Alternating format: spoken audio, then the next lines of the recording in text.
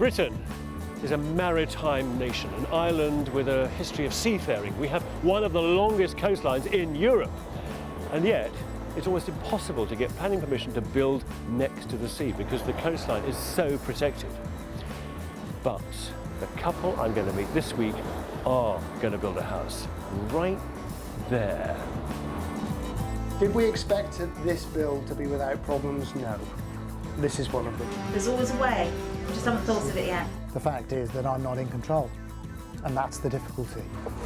It's very stressful.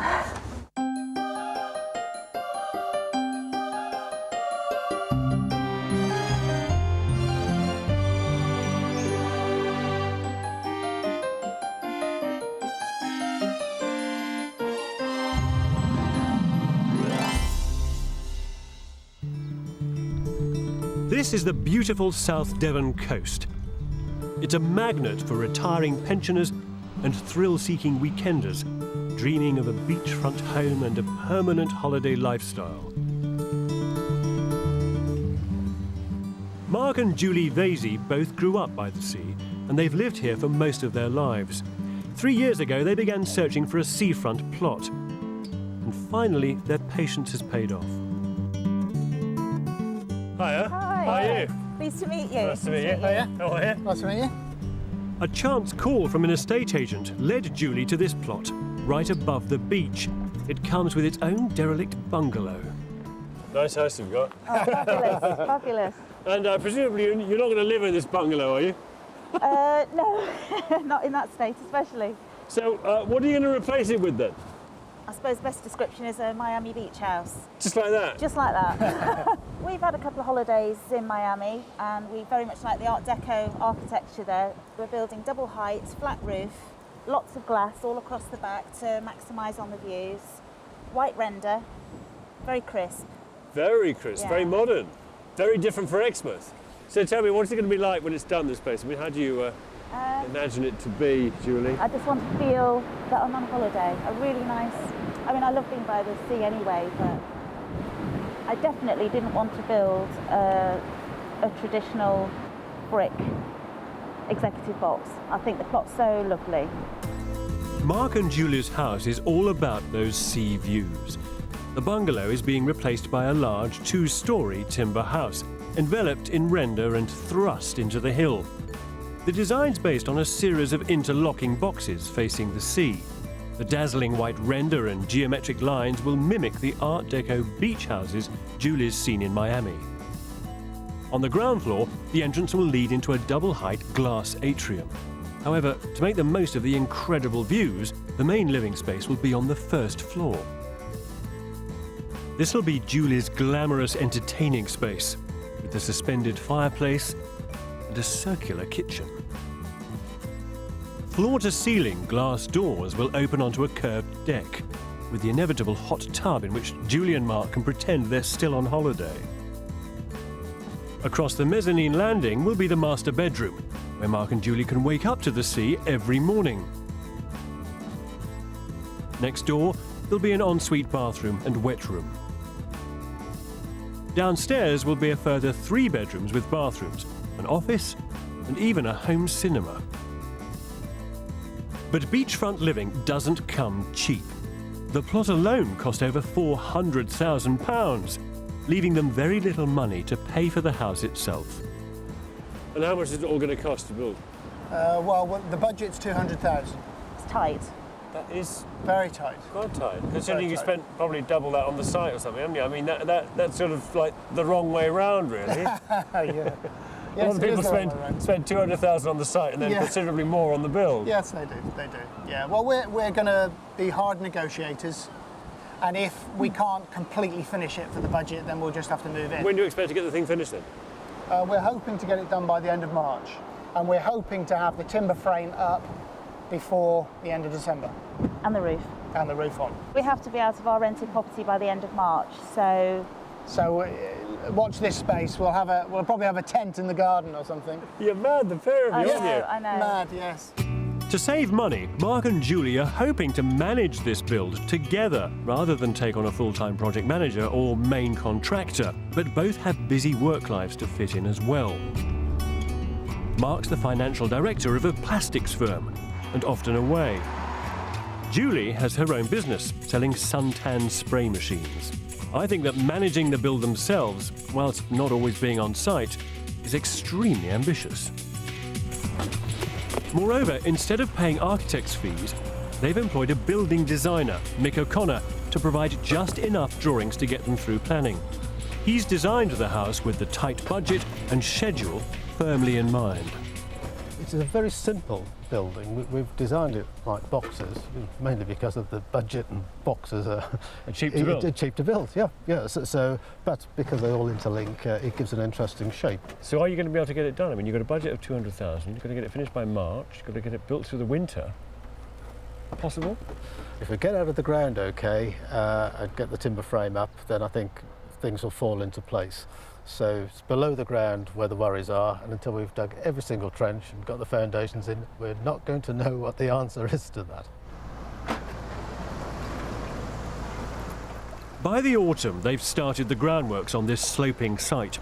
Mark's hoping to get the timber frame up by Christmas, but the planners have set a height restriction on the plot. So first he has to dig down to make room for his two-storey house and find firm ground on which to set the foundations. I don't know, this is scary. Mark and I can't relax until this bit's done. Once we've got the foundations done, he'll be all right. Right. This is the worrying bit. Julie has good reason to be worried, because the digging goes on and on. 5 weeks later, Mark and Julie are still removing earth. Any hopes of getting the timber frame up by Christmas are fading. In all, 200 lorry loads of soil leave the site at £125 a time. It's way more than Mark has budgeted for. Basically, there's a lot of digging to go right down, and we didn't anticipate as much earth having to go out of sight that was going to have to go out.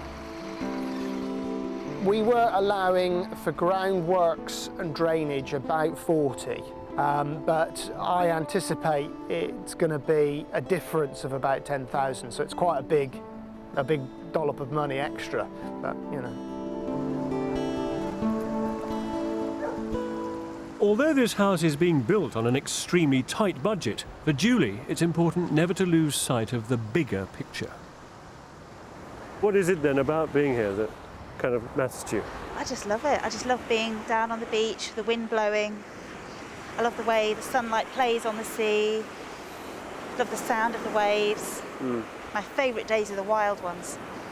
So it's contact with the elements. Nature. I love nature. Nature. Yeah. At its rawest. Yes.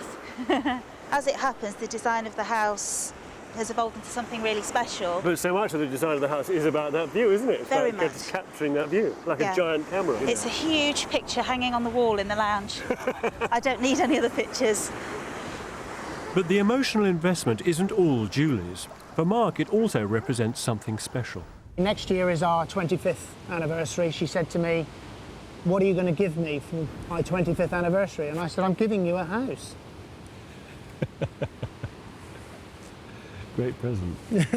Expensive present. And Mark has said that he wants this house to be a 25th wedding anniversary present for Julie. But I just do not know how they're going to realise their perfect vision for this place on the money they've got. They want a slice of glamorous Miami on the Devon coastline for £200,000, and that is not a great deal of money for a house. Dreams, of course, remain perfect as long as they remain dreams. I just hope they are not setting themselves up for a disappointment here.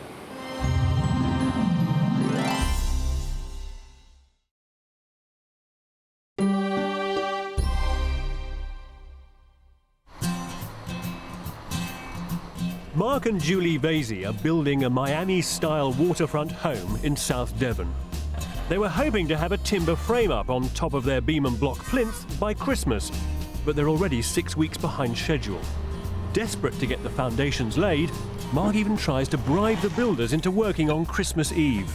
Well, I reckon it's about time to go and get the bacon rolls and coffee. Right. The main contractor, Peter Brackenbury, is pessimistic about finishing in the spring. They want to be in by March. Well, that's, yeah, I think they're 1,000,000 to 1, but I wouldn't like to say that. People start off with absolutely stupid bloody deadlines. Well, they haven't got to open hell. We haven't even got all the final details of what things are going to be. Julie's finding the lack of progress hard to take. Should I feel excited at the moment? Because I don't. Don't you? No. And by the end of January, the timber frame will be up and there'll be people crawling all over it. I'm not thinking that anymore, Mark. The timber frame should have been up in November. I know. I keep getting excited, oh, this time next week the timber frame will be up, this time next week the timber frame will be up, and it isn't.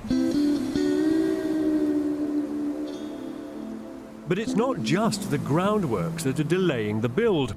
Julie and Mark have decided to change the design. Work stops while new plans are submitted to the council. The configuration on the ground floor has been changed, an additional storeroom has been made and the retaining wall moved. They all seem very simple little changes, but when you add them all together and look at the implications of them, they do have this effect.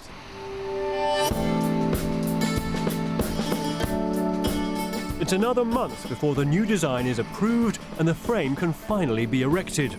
It comes as a kit of bespoke panels made off-site, which are then assembled to make both the outer walls of the house and the internal stud walls.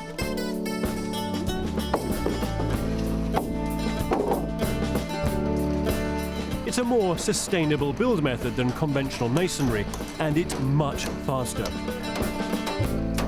The builders can carry on whatever the weather. Oh my goodness, I can't believe how much they've done already. Well, that's the idea, isn't it? I'm getting a bit choked. I can't believe it. I think it's just been a long wait. It has done, hasn't it? Right. I don't think I'd get it like this. It's just that we've waited four days we've had. 4 times when it should have arrived, and for one thing and another it hasn't. It's very stressful. But as the house miraculously takes shape, Julie's stress evaporates. Mark's always been keen to drive this build through as quickly as possible, and that's why he chose the timber frame. It took the best part of 4 months to get out of the ground on this build, but it takes just 6 days for the team of frame erectors to get to roof level. This is the way to build a house. Hello, you two. Hi. Hiya. I can't believe this. It's amazing. Yeah, isn't it? you've been saying to me all this time, oh, you know, it's the timber frame's going to take forever, and we're really... Yeah, you've been having me on, haven't you? Look at this. Well, it was supposed to arrive in November.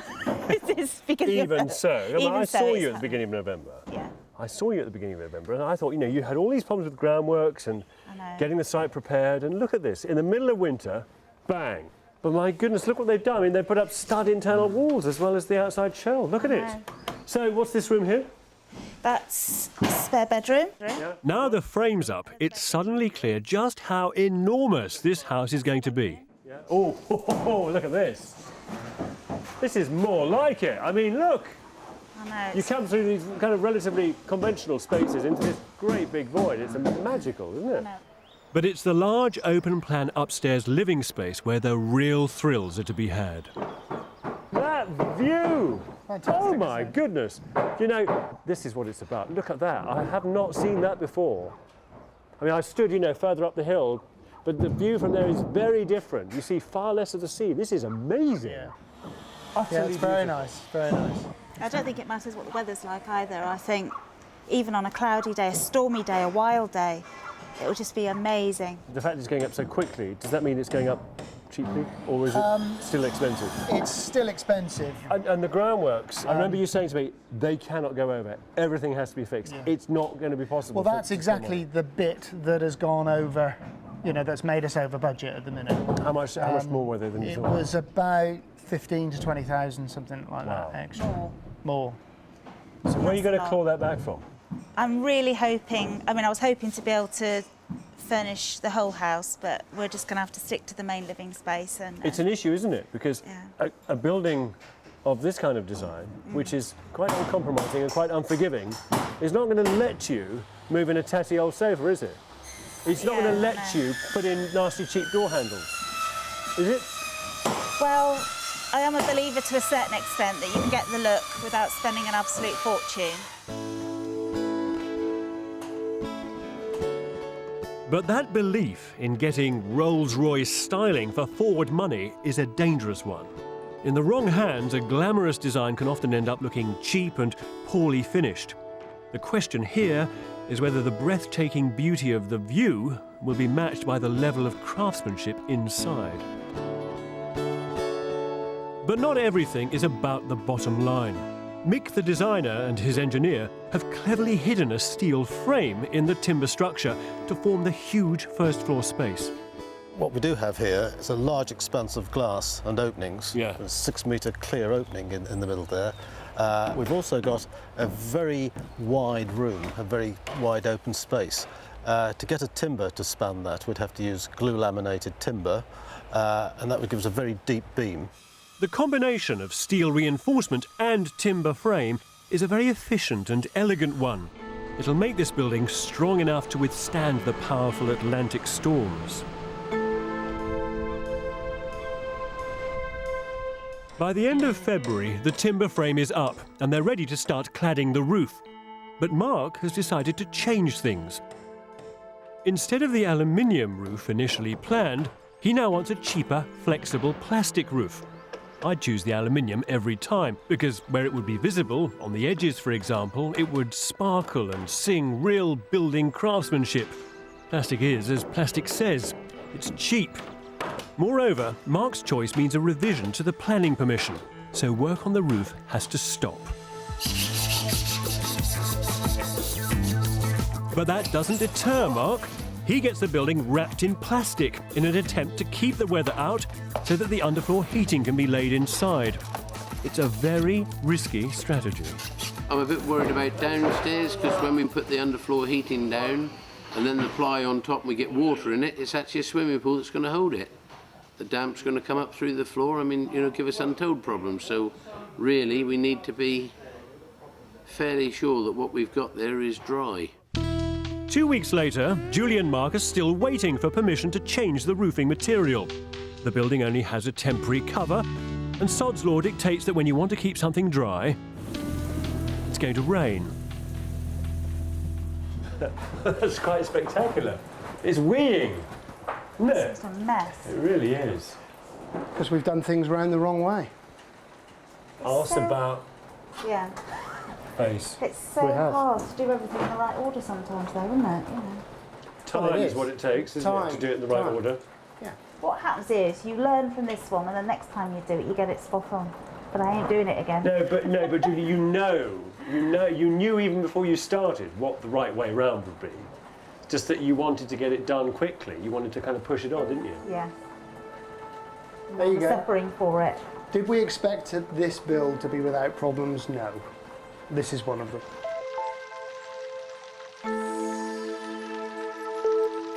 This is awful. As the water pours in and fills the floor voids, we make vain flapping attempts to divert it out of the building. I need a weight, some weights to put on top of that timber just to hold the sheet in place. Look, it is. It's tripping into here as well.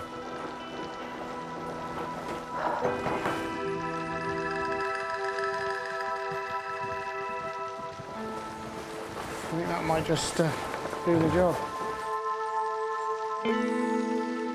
It's all a bit unfortunate, really, isn't it? I mean, less haste, more speed is sort of the motto of this build. I just think they should have built it the usual way, put the roof on, make the building watertight, then worry about the inside and the plumbing and everything else. It's the great motto for building in Britain, isn't it? Put a roof on first. Mark's attempts to cut corners with the roof have proved disastrous. The house is a sodden mess, and a few days later, the planners reject Mark's cheaper plastic roof. It's just not good enough. We'd only approve something that was quality, but the issue is what level of quality and how we see that quality through, i.e. from the plan to the reality, getting it built. And is that why you've insisted that they use a high-quality aluminium roof as opposed to a plastic membrane roof. Yeah, and it needs to be well detailed. Yeah. And so many contemporary buildings stand and fall on the detailing. Well, that's an issue with this one because the planning drawings don't really show very much. Certainly the original stuff that came in was very sketchy. If you're going to be providing a building which is contemporary and therefore something very different, you do need to get that level of detail right. Mark has no choice but to fork out for the aluminium roof. How much have you had to spend there? Because the whole point about going for a cheap rubber roof was that it was going to save you what? How much? Well, it would have saved us about £5,000 or £6,000. Wow. So you've had to swallow there, haven't you? I had to swallow haven't you, there. Mark? Yes. It was in the budget though, Kevin. Yeah. But you're hoping to take it out of the budget, I was hoping weren't to take it out of the budget, but I didn't succeed. 2 weeks later, the aluminium roof arrives.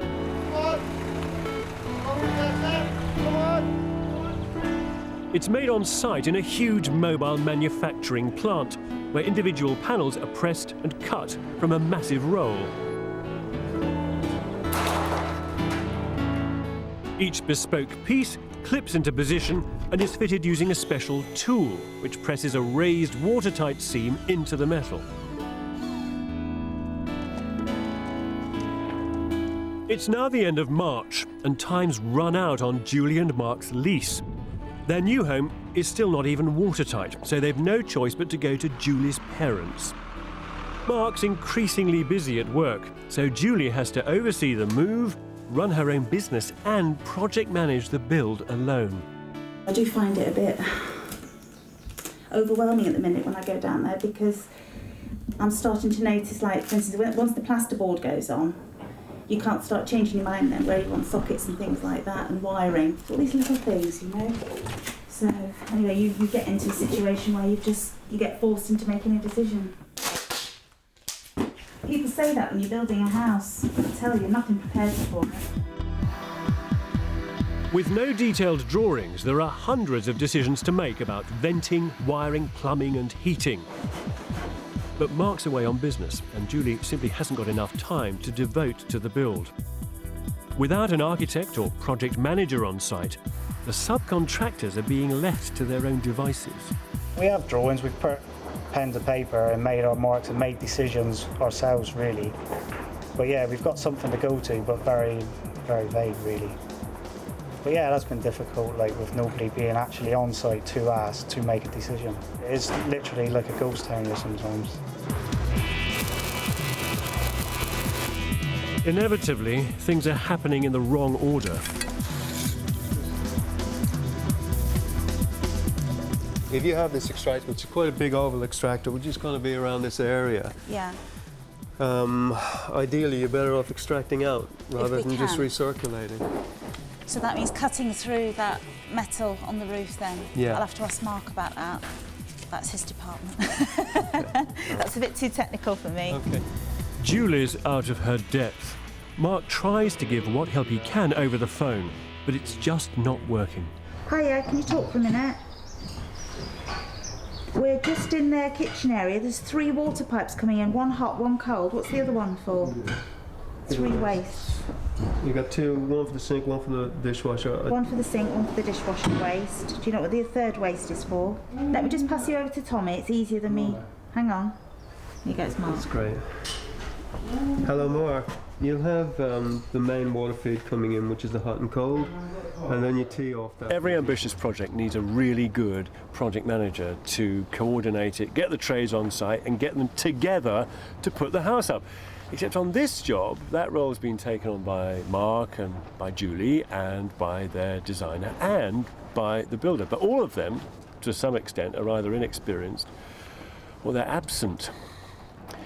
I've seen a lot of people do it that way, and every time it fails. I'll be really happy if they prove me wrong, but I just do not think it's the way to put a house up.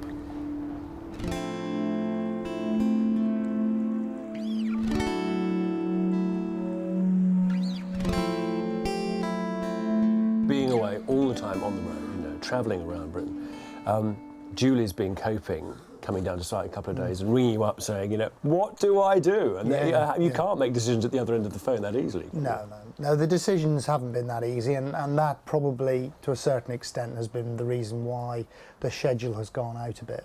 The fact is that I'm not in control, and that's the difficulty. I'm not completely in control. How does that make you feel, though? Because you're quite a, you know, as you say, you're a driven person. You'd like to be in control. Yeah. That's why I won't do it again.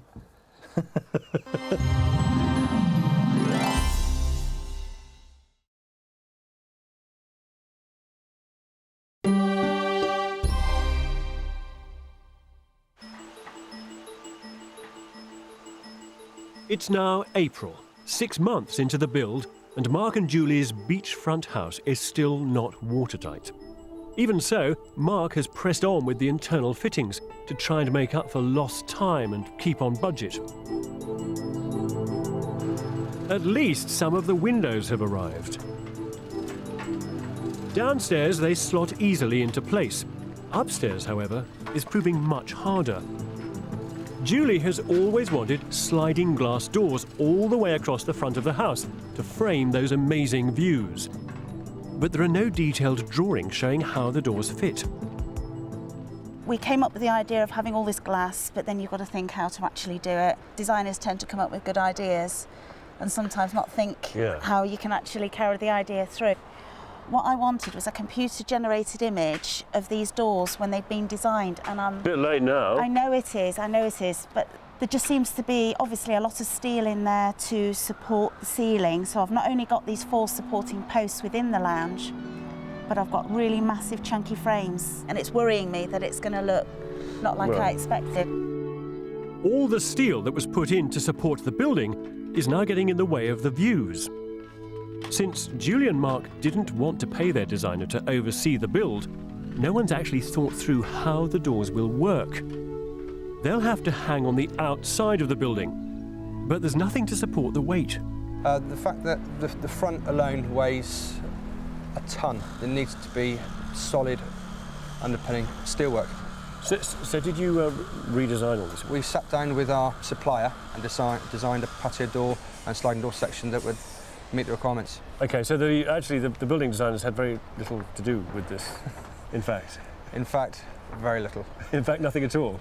I would say not very much thought went into the window and the aluminium element. Right, so it was left entirely to you. Yeah. The redesign means more steelwork underneath the windows, which is installed towards the end of April. And you can see why it's needed. These are the largest pieces of glass that can be made in Britain. Each pane is 3 meters across and 2 meters high. 40% of the surface area of Mark and Julie's house is glazing, and all of it is going to get hit by salt water spray off that sea over there. Now, they don't want to spend the rest of their lives cleaning their windows, so instead they've opted for a revolutionary type of self-cleaning glass. Now, when water hits conventional windows, this is what happens. You can see it bobbles and then it runs off in little rivulets, and that leaves marks as it dries. This piece of glass has a sort of bio-clean coating on it, and that means that it reacts to ultraviolet light from the sun and breaks down the dirt on its surface, but it also means that when water hits it, it just runs off in one continuous sheet, cleaning the glass as it goes. Fantastic. Look at that. Mark and Julie don't need to wash their windows. They can get the rain to do it for them. Nice and steady. Nice and steady. That's it. All right. Lower down, that's it. Until the glazing units are in, it's impossible to tell whether the doors are exactly what Julie wanted. So you're happy with this? Yes, I am. I was worried that it would look very thick and chunky and lots of metal, but I'm absolutely because of the thrilled. depth. So as well as this, there's also steelwork, as it were, extra steelwork supporting this whole framework. Because you've got sliding door here, Yeah. aluminium framework here on top of the steelwork, whereas your original idea was to have the steelwork buried inside the aluminium. That was going to be part of it. All this wasn't thought about. All this is extra, effectively, isn't it? Yeah, but I think a house build's like that, isn't it? There's going to be things. Well, no, Very rarely is it if- going to happen that you think about absolutely everything before you start. No, but sometimes it's possible to kind of integrate with other disciplines and to kind of get a more elegant solution. I mean, as it happens, I think what you've got in the end It has worked out. works out. Again, it just... Luckily enough. The windows are so important, even Mark's managed to drag himself away from work to check them out. What do you reckon then? Great. Long last. What's that gap there? That's deliberate. That's ventilation, mate. Ventilation. That's ventilation, better not be. Very good. See, these don't look too half as bad as I thought, Mark. Despite the extra steel work, Mark and Julie are happy. But had the build not been so rushed, I think the steel could have been integrated more subtly. The minute we got approval, I pushed the builders and everything to get on. So maybe if I'd have been a bit more patient and waited a month or two and said, right, OK, let's get it all together, but I just wanted it to go. And maybe if you'd had a project manager who was running the show from the beginning, equally they would have said, oh, hang on a minute, let's wait, let's get X done before we can move on. But being that I'm totally naive to the building process, I felt, oh, well, now we've got planning, we just get on with it, don't we? And that's what I felt was going to happen.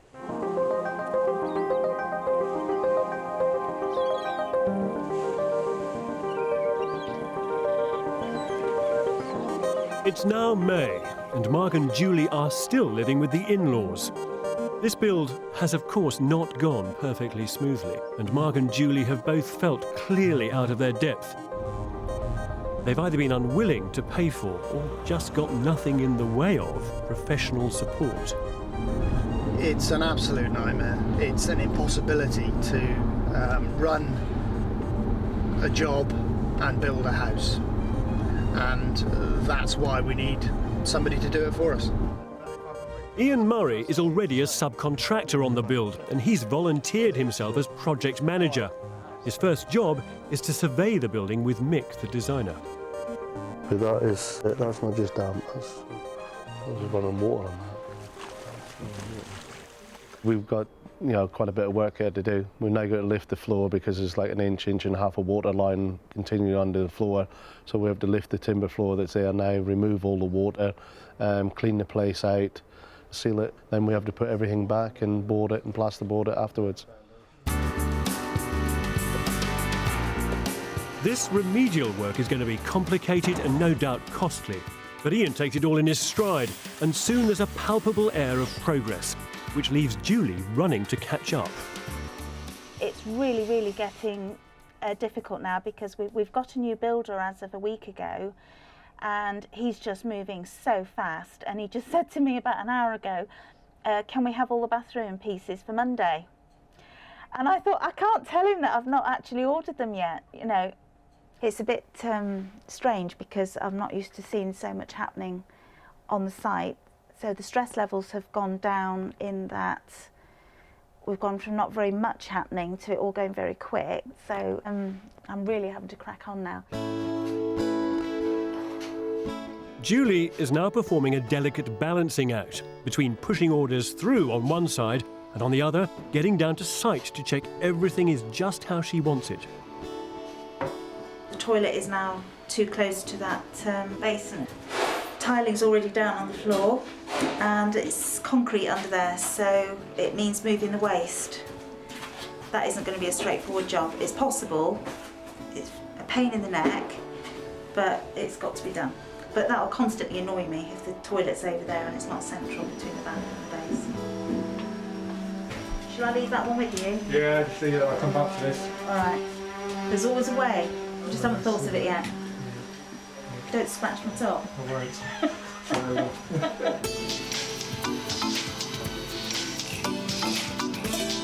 Travertine limestone floors, a carefully laid out lighting grid, and super smooth spray paint finishes are all part of that glamorous look Julie wants.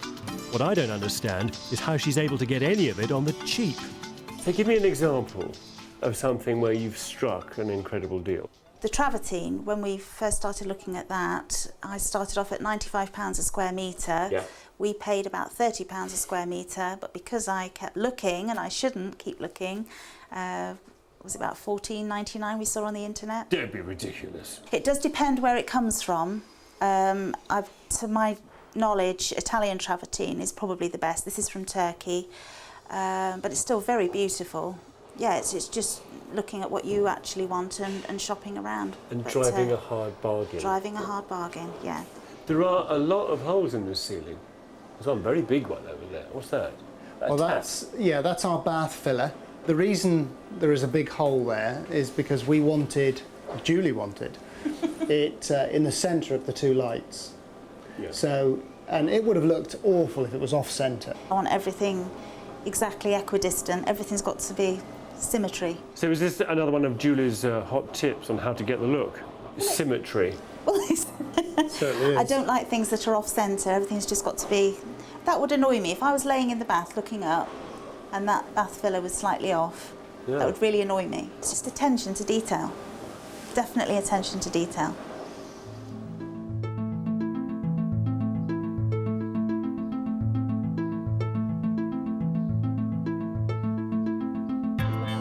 Don't you think that this paintwork is absolutely flawless? It's beautiful.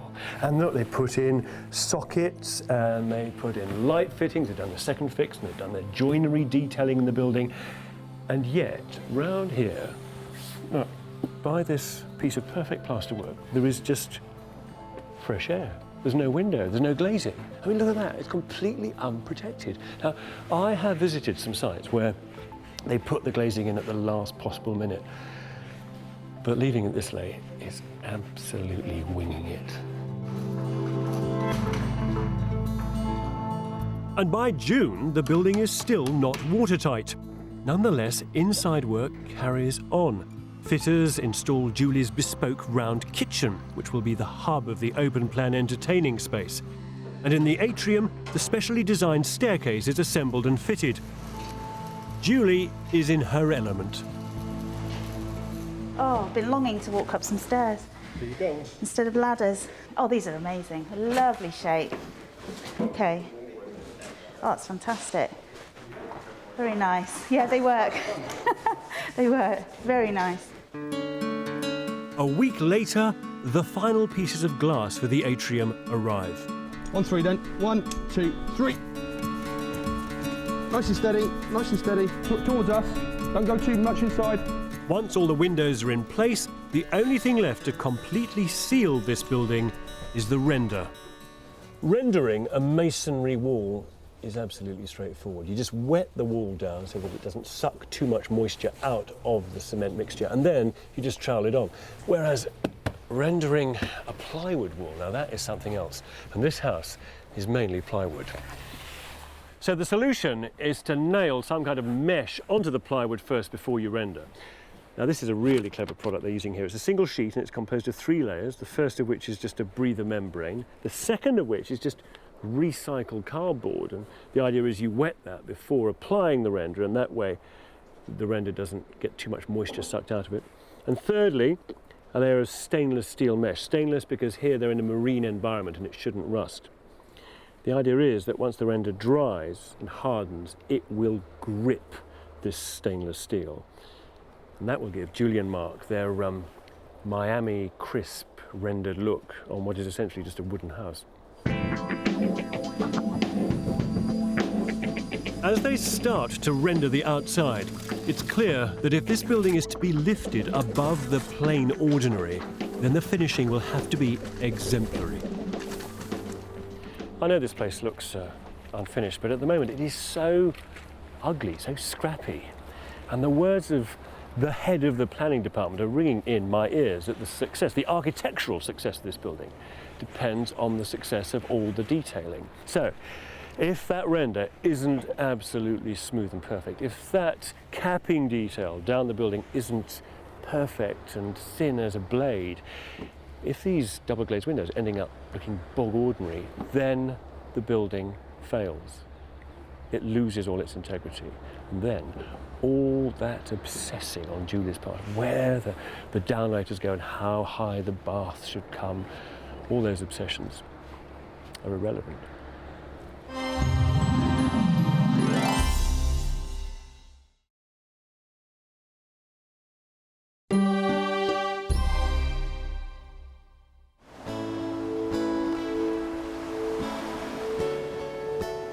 Mark and Julie began building their house 12 months ago with a view to finishing it in 6.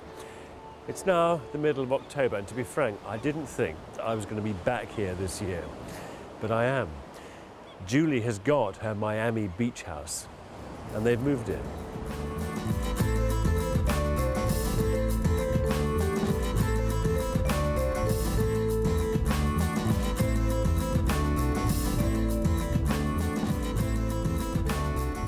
Morning, campers. Hi, Kevin. Hiya. Hello. Hello. Nice to see you again. And you, how are you? I'm fine. Good. I'm fine. I like your holiday home. Thank you. It looks remarkably, beautifully finished. Yeah, it's been quite a lot of hard work, hasn't it? I fully expected to see it looking a bit ragged, you know, but it's not. No, that's us. No, you are. You'll run ragged. Yes, absolutely. Yes. Do you know, this is really like being in a film.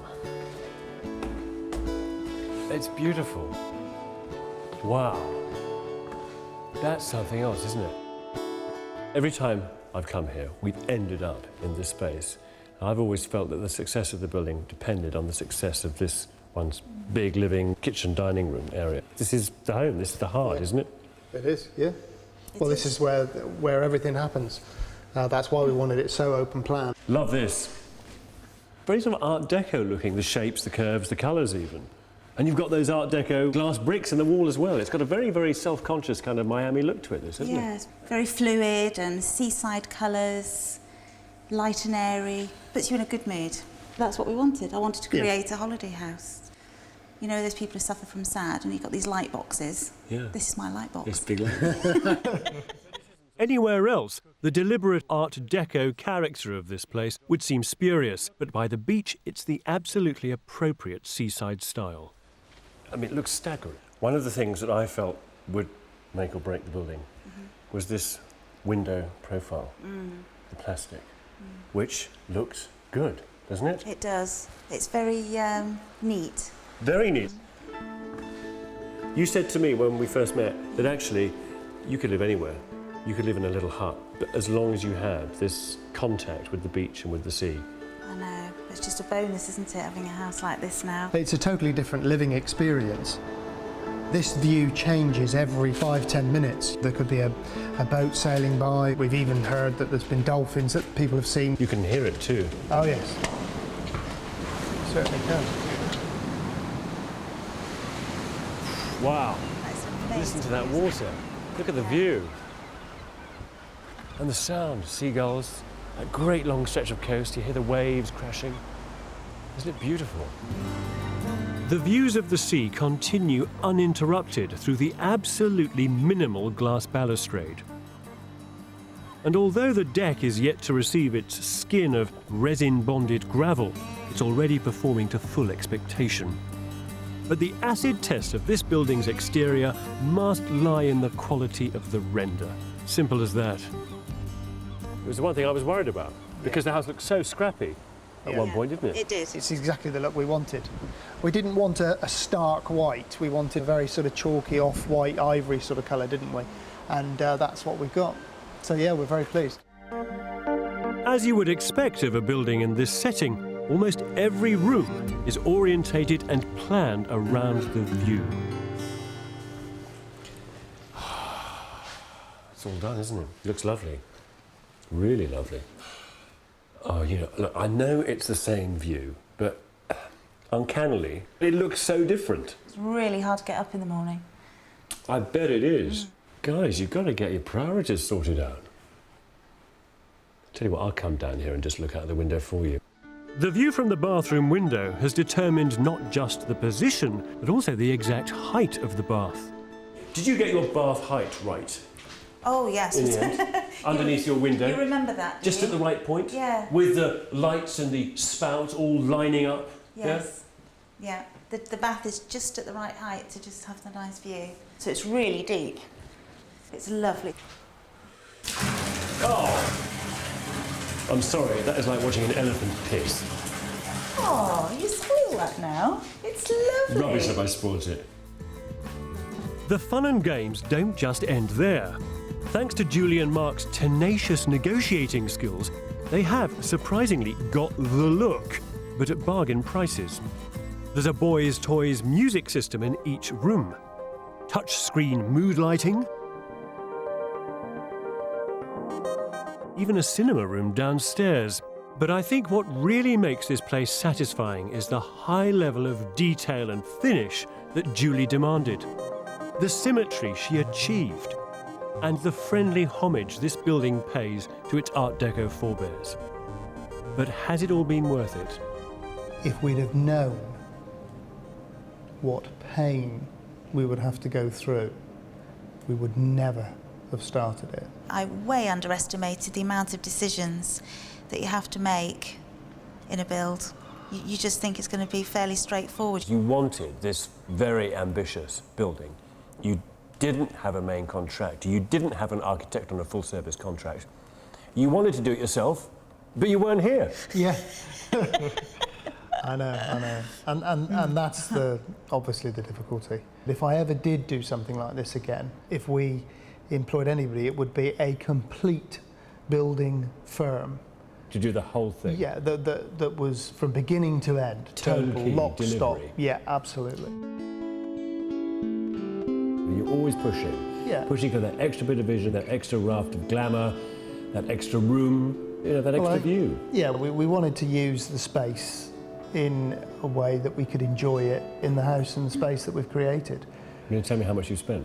Do you know how much you spent? No to your first question and yes to your second. Oh, come on. And is it beyond my means? No, it isn't. It just feels so different at night, doesn't it? But there's so much I love about the house. I hadn't imagined how the complete mood of the house would change of an evening when the lights are low and you've got the lights on from across the water. So, Julie, what kind of 25th wedding anniversary present is this? Oh, it's lovely, isn't it? It's an amazing celebrationary gift, isn't it?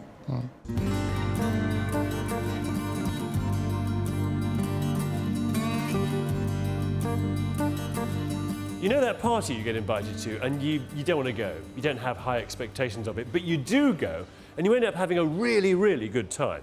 Well, that's sort of what this house is like. I always felt that it was bound to disappoint given its history, but thanks to Mark and Julie's fastidiousness and their gut determination, they've managed to pull the big white rabbit out of the hat. This is some shed on the beach, isn't it?